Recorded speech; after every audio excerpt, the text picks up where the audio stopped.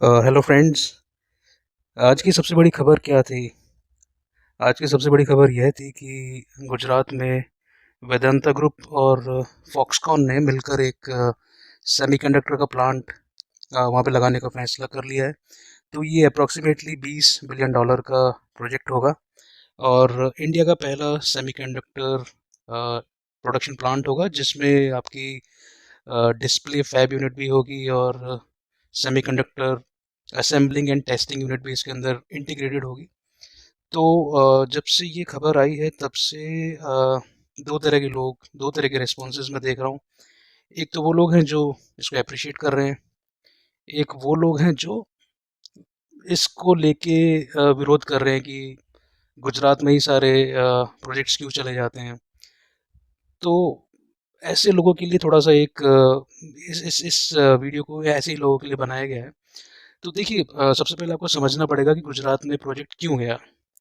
अगर आप देखेंगे तो फॉक्सकॉन पहले महाराष्ट्र में भी एक $5 बिलियन का प्लांट लगाने वाला था, लेकिन वो नहीं हो पाया। वो प्रोजेक्ट फिजिबल नहीं था, इसलिए वो कैंसिल हो गया। अब ये प्रोजेक्ट क्यों गया है उसके बारे में आप वैसे देखा जाए तो 7 पॉइंट्स हैं।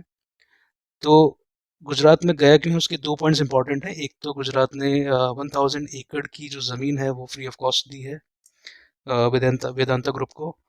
और दूसरी चीज़ है कि गुजरात ने अगले 20 साल के लिए वेदांता ग्रुप को और फॉक्सकॉन को जो इलेक्ट्रिसिटी और जो वाटर सप्लाई है उसका जो बिल होगा वो एक फिक्स रेट पे होगा। तो these are basic two things. इसके अलावा 7 रीजंस हैं जो बेसिक हैं, जो किसी भी स्टेट के लिए इम्पोर्टेंट हैं। अगर आपके राज्य में इन्वेस्टमेंट नहीं आ रहा है तो डेफिनेटली आपका स्टेट इन 7 रीजंस में से कहीं ना कहीं लैग कर रहा है। तो सबसे पहला है आपका लॉ एंड ऑर्डर सिचुएशन। तो लॉ एंड ऑर्डर सिचुएशन, आप जो नाम से पता लग रहा है, अगर आपके स्टेट में लॉ एंड ऑर्डर सिचुएशन ठीक नहीं है तो ऑब्वियसली कोई भी इन्वेस्टमेंट करने के लिए नहीं आएगा। अब इस मामले में आप देखिएगा, जो साउथ के जो स्टेट्स हैं या फिर गुजरात महाराष्ट्र को अगर आप देखेंगे, या एनसीआर में भी अगर आप देख लेते हैं, तो यहाँ पे लॉ एंड ऑर्डर सिचुएशन थोड़ी सी बेटर है, इसलिए यहाँ पे इन्वेस्टमेंट आता है। और भी फैक्टर्स हैं, उन पे हम धीरे धीरे बात करेंगे आगे। तो पहला आपका लॉ एंड ऑर्डर सिचुएशन है। दूसरा है आपका लेबर लॉज। आपके स्टेट में लेबर लॉज किस तरह के हैं? मेरा मानना यह है कि लेबर लॉज जो होते हैं वो आपके प्रो एम्प्लॉय और प्रो कॉरपोरेट का एक परफेक्ट बैलेंस होना चाहिए।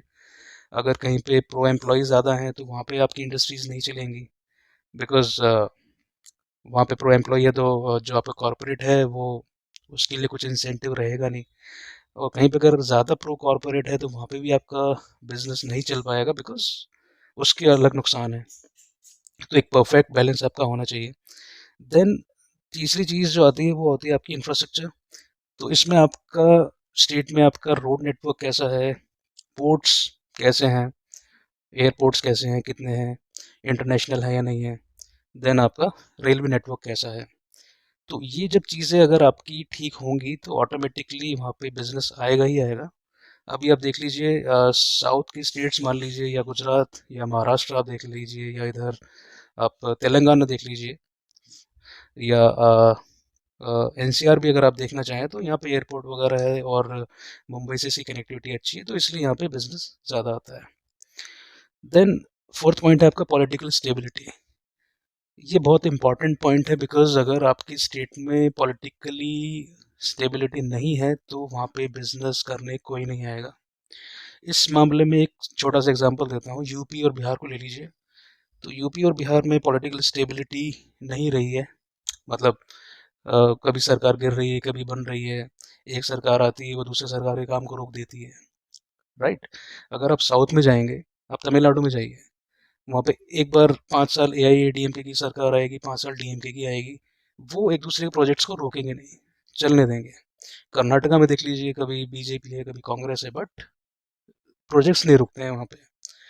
सेम चीज़ आप गुजरात में देख लीजिए, वहाँ पे एक ही गवर्नमेंट चल रही है पिछले 20-25 साल से, तो उसका उनको फ़ायदा मिलता है। तो ये बहुत ज़रूरी है। देन फिफ्थ है आपका यूनियन सिस्टम। तो यूनियन सिस्टम, जो आपके वर्कर यूनियन है उनका आपकी स्टेट में क्या स्टेटस है, वो किस तरीके से ऑपरेट करती है, ये बहुत इंपॉर्टेंट है। फॉर एग्जांपल, अगर आप वेस्ट बंगाल की बात करें या फिर आप केरल की बात करें, तो वहाँ पे जो यूनियंस हैं वो काफ़ी ज़्यादा स्ट्रॉन्ग हैं, और इसकी वजह से कहीं ना कहीं बिजनेस नहीं आ पाता है। या अगर आप पहले की बात करें, यूपी बिहार के अंदर भी यूनियंस काफ़ी स्ट्रॉन्ग रहती थी, लेफ्ट पार्टी की यूनियंस हुआ करती थी। और अब अगर देखेंगे तो कानपुर है, जिसको जहाँ पर इतनी सारी इंडस्ट्रीज हुआ करती थी, कहीं ना कहीं यूनियन बाजी के चक्कर में वो इंडस्ट्रीज वहाँ से सारी चली गई हैं। तो यूनियन सिस्टम बहुत इंपॉर्टेंट है आपके लिए, कि कैसा है, प्रोडक्टिव है, कंस्ट्रक्टिव है, एग्रेसिव है ना, ये बहुत इंपॉर्टेंट है। देन सिक्स पॉइंट है आपका टैलेंट। तो टैलेंट में आपकी कई चीज़ आ जाती है। आपका एजुकेशन सिस्टम कैसा है, आपके यहाँ पे एजुकेशनल इंस्टीट्यूट्स कैसे हैं, टेक्निकल इंस्टीट्यूशंस कैसे हैं। ऑल्दो अभी इंटरनेट इतना है, तो इंटरनेट की वजह से ये थोड़ा सा कम हो गया, बिकॉज कोई भी कहीं भी रह के पढ़ सकता है, टेक्निकल स्किल्स अपने इम्प्रूव कर सकता है। बट स्टिल अगर आपके स्टेट्स में टेक्निकल इंस्टीट्यूट्स ज़्यादा होंगे तो ऑब्वियसली वहाँ पे टेक्निकल रिसोर्सेज भी ज़्यादा पैदा होंगे। Engineering institutes, quality engineering institutes, ठीक है, मैं वो खेतों वाले इंजीनियरिंग इंस्टीट्यूट्स के पक्ष में नहीं हूँ। क्वालिटी इंजीनियरिंग इंस्टीट्यूट्स होने बहुत ज़रूरी है, उसकी वजह से आपका टैलेंट नर्चर होगा, टैलेंट आपका बढ़ेगा, ऑब्वियसली फिर वहाँ पे बिजनेस आएगा तो टैलेंट उसको मिल जाएगा। इसके अलावा देखिए, सबसे लास्ट पॉइंट है वो है आपका risk taking ability and the vision of your government. तो जो आपकी गवर्नमेंट है वो कितना रिस्क टेकिंग एबिलिटी है उसकी, वो उसका विजन क्या है आपकी गवर्नमेंट का, ये सारा कुछ मैटर करता है। वो क्या, वो आपकी जो गवर्नमेंट है वो इन्वेस्टमेंट फ्रेंडली है, वो थोड़ा बहुत रिस्क लेके कुछ कुछ हज़ार करोड़ रुपए इन्वेस्ट कर सकती है, क्या वो लैंड एक्विजिशन प्रॉपरली कर सकती है।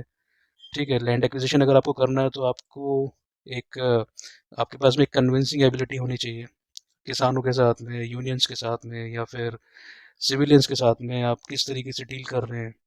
बिकॉज तभी आपके पास में ज़मीन होगी, ज़मीन आप कॉरपोरेट्स को दे पाएंगे या फिर आप उस पर खुद कुछ बना पाएंगे, तभी बिजनेस आपके पास में आएगा। तो ये 7 पॉइंट्स हैं।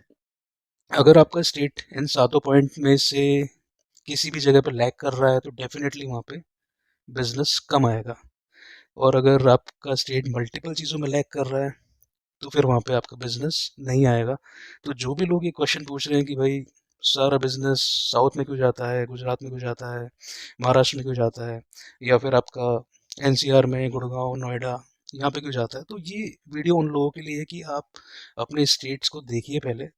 आप ये सारे पॉइंट्स देखिए, ये सारे फैक्टर्स देखिए, आपका स्टेट कहाँ पे लैग कर रहा है।